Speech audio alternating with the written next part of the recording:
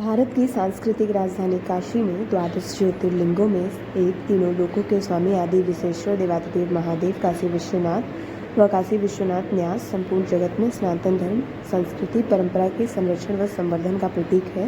जब देश में धर्म का क्षरण हुआ है तथा विधर्मी शक्तियों का उत्थान हुआ है, संपूर्ण देश को काशी से मार्गदर्शन प्राप्त हुआ है तथा विपरीत परिस्थितियों में भी लंबे संघर्ष के बाद अपनी धर्म संस्कृति परंपरा के आधार पर जीवन व्यतीत करने वाले समाज को संरक्षण भी प्राप्त हुआ है।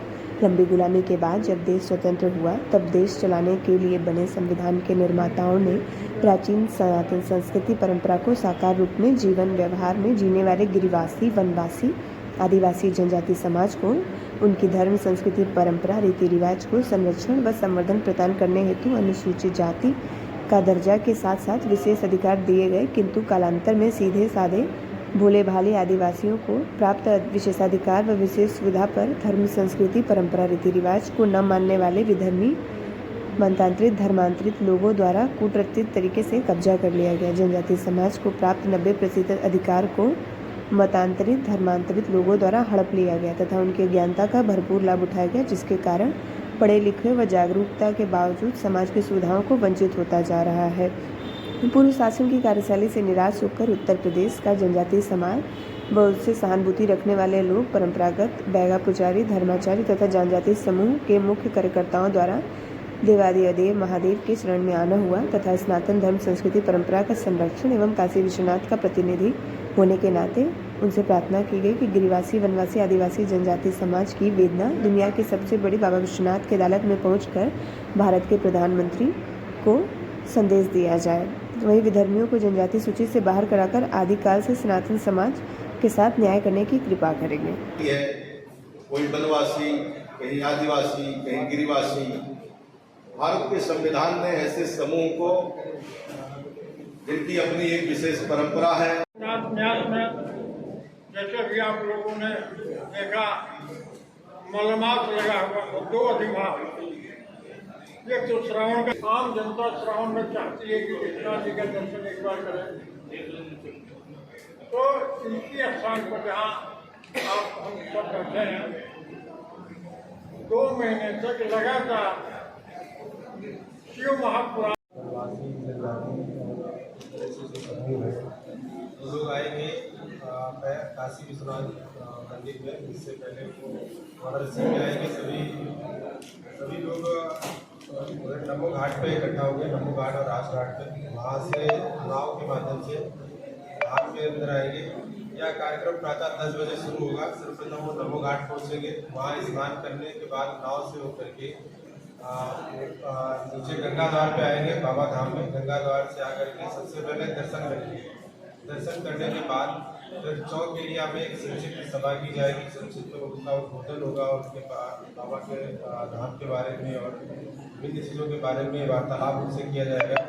उस वार्तालाप के बाद फिर हम लोग उनके यहाँ पे प्रांगण में एक भोजन की व्यवस्था की है। बाबा के धाम में उनको भोजन कराएंगे। भोजन कराने के बाद उनका सम्मान और तमाम चीज़ें जो मंदिर में बताया अतिथियों के लिए करते हैं वो सब करेंगे। करने के बाद सबसे लोग विदाई करेंगे यहाँ से।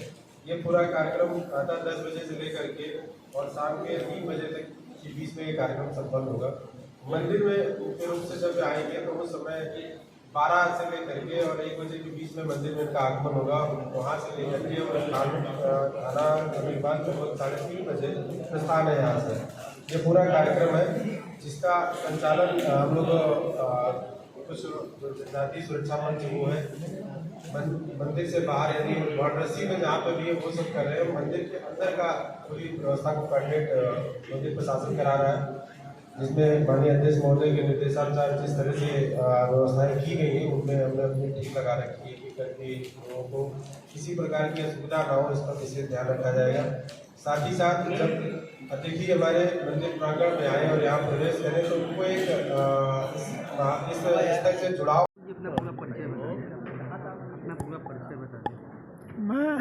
मैं प्रोफेसर नागेंद्र पांडे काशी विश्वनाथ न्यास परिषद का अध्यक्ष हूँ। गुरुजी, क्या खास होने वाला है? कब हो रहा है कार्यक्रम जो हो रहा है? ये कार्यक्रम अत्यंत महत्व का है, जिसको हम वनवासी कहते हैं, जनजाति कहते हैं। जिनको आज तक हम लोग जो आधुनिक विकास की किरणों को दिखला नहीं सके,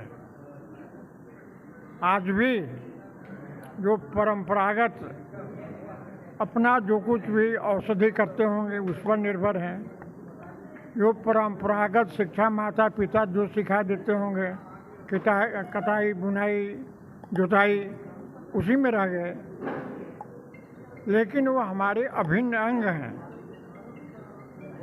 भारत के विकास का अर्थ होता है कि संपूर्ण अंगों का विकास होना चाहिए, और दुर्भाग्य से हम लोग उनको जंगलवासी, वनवासी, जनजाति कह कर एक अलग ढंग से परिभाषित करते क्या हैं। करने जा रही है लोग?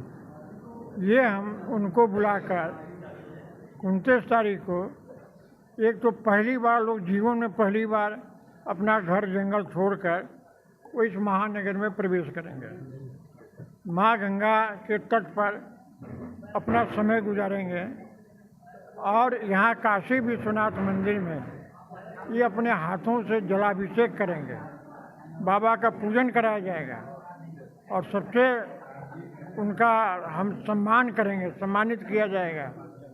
इस तरह से एक बंधुत्व का भाव, आपस में साथ बैठकर, साथ भोजन कर, साथ कुछ बातें कर हम अपने अपनत्व को उनके साथ, ये आएंगे, ये छत्तीसगढ़ से भी हैं, सोनभद्र से भी हैं, और कुल मिलाकर मुझे लगता है कि साहित्य जो दिया गया है आपको उसमें बताया गया होगा, लेकिन ये उसी एरिया के हैं जिसको हम लोग जनवासी नौगढ़ वगैरह के क्षेत्र में ज़्यादा है। कितने लोग आ रहे हैं? ये 1200 लोग आ रहे हैं, हम लोग का जितना है 1200 लोग आ रहे हैं, और उनकी सूची बनी हुई है।